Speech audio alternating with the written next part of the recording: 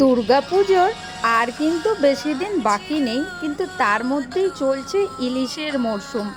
আর তাই আমি আজ নিয়ে এলাম ইলিশের একটা সেরা রেসিপি, সেটা হলো গাঠি কচু বা কচুর মুখি দিয়ে ইলিশ মাছের ঝোল, যেটা স্বাদে গন্ধে কিন্তু অতুলনীয়। গরম ভাতে আর এই রেসিপির সাথে কিচ্ছু লাগবে না। আপনারাও নিশ্চয়ই অনেকে করেন, আমিও করলাম আমার পদ্ধতিতে। তো দেখে নেওয়া যাক আমি কিভাবে বানালাম গাঠি কচু দিয়ে ইলিশ মাছের ঝোল। তার জন্য প্রথমেই লাগবে আমাদের গাঠি কচু বা কচুর মুখি। সেটাকে আমরা ধুয়ে পরিষ্কার করে ছোট ছোট টুকরো করে নিয়েছি। আর লাগবে ইলিশ মাছ, যেগুলো আমি নুন হলুদ মাখিয়ে রেখে দিয়েছি। এবারে ভেজে নেব। এখন আমাদের ইলিশ মাছগুলো একটু ভেজে নিতে হবে। তার জন্য প্যানে আমি একটু তেল দিয়েছি, তেল গরম করে নিয়েছি, সর্ষের তেল। আর এবারে আমি একটা ইলিশ মাছ এর মধ্যে দিয়ে ভেজে নেব। তবে ইলিশ মাছগুলো একটু হালকা ফ্রাই হবে, খুব বেশি কড়া করে ভাজবো না।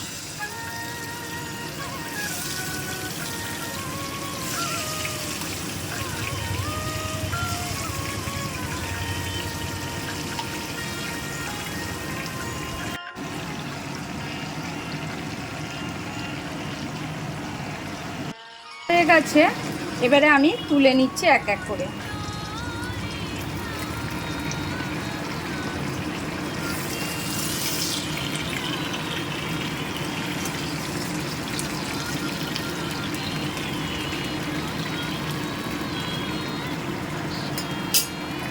এখন একটা পাত্র নিয়ে নিয়েছি এবং তাতে এই মাছ ভাজার তেলটা আমি দিয়ে দিচ্ছি।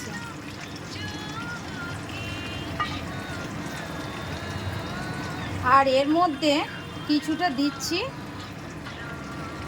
কালো জিরে। এরপরে আমি দিয়ে দিচ্ছি দুটোর মতন পেঁয়াজ কুচি। পেঁয়াজটাকে দিয়ে আমি ভালো মতন ভাবে একটু ভেজে নেব। পেঁয়াজটা আমার বেশ ভাজা ভাজা হয়ে গেছে। এরম সময় আমি দিয়ে দিচ্ছি 4টে কাঁচা লঙ্কা চেরা। আর দিয়ে দিচ্ছি 1 চামচ আদা রসুনের পেস্ট। আদা রসুনের পেস্টটা দিয়ে একে একটু ভালো মতন ভাবে কষাতে হবে, যাতে আদা রসুনের কাঁচা গন্ধটা চলে যায়। এখন মশলাটা আমার বেশ কষানো হয়ে গেছে, আদা রসুনের কাঁচা গন্ধটাও চলে গেছে। এবারে আমি গাঠি কচুগুলো ধুয়ে রেখেছিলাম, এবারে এর সাথে দিয়ে একটু ভাজা করে নেব। কচুগুলো বেশ পেঁয়াজের সাথে ভাজার পর এবারে এর মধ্যে আমরা কিছু মশলা অ্যাড করে দেবো। তার মধ্যে প্রথমেই দিচ্ছি নুন, 1 চামচ হলুদ গুঁড়ো, 1 চামচ লঙ্কা গুঁড়ো। ঝালটা আপনারা যে যার নিজেদের মতন দেবেন, যেহেতু আমি এতে কাঁচা লঙ্কা দিয়েছি তাই ঝালটা আমি একটু অল্প দিলাম। আর দিয়ে দিলাম 1 চামচ ধনে গুঁড়ো। দিয়ে আমি মশলাটা খুব ভালো মতন ভাবে এই কচুর সাথে কষিয়ে নেব। মশলার সাথে গাঠি কচুগুলো আমার বেশ ভালো মতন ভাবে কষানো হয়ে গেছে। দেখুন তেল ছেড়ে গেছে। এবারে আমি দিয়ে দেবো পরিমাণ মতন জল। আপনারা যে যতটা ঝোল পছন্দ করেন ততটাই জল দিতে পারেন।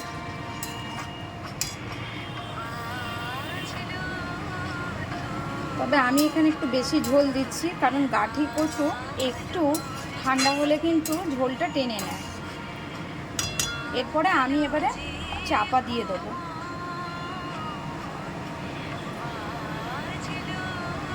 এখন চাপা দিয়ে দিচ্ছি।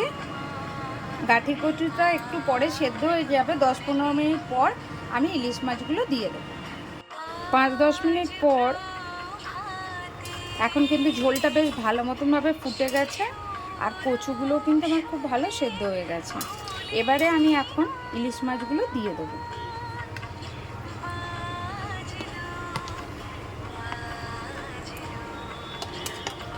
ইলিশ মাছগুলো দিয়ে আরও 5-10 মিনিটের মধ্যে ফুটতে দিয়ে দেবো। এই সময় নুনটা ঝালটা একটুখানি চেক করে নেবেন। আরও একবার চাপা দিয়ে দিচ্ছি, আসি আরও 5 মিনিট পর। এখন কিন্তু আমাদের কচু দিয়ে ইলিশ মাছের ঝোল একদম রেডি। এবারে গ্যাসের ফ্লেমটা বন্ধ করে দেবো,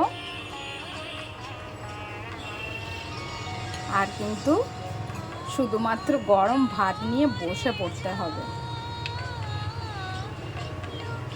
ভিডিওটা আপনাদের কেমন লাগলো আমাকে কিন্তু অবশ্যই কমেন্টে জানাবেন। লাইক কমেন্ট শেয়ার করতে একদমই ভুলবেন না।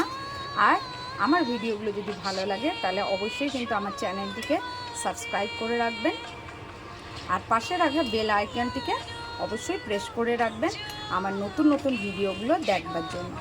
এখন রেডি হয়ে গেছে আমাদের কচু দিয়ে ইলিশ মাছের ঝোল।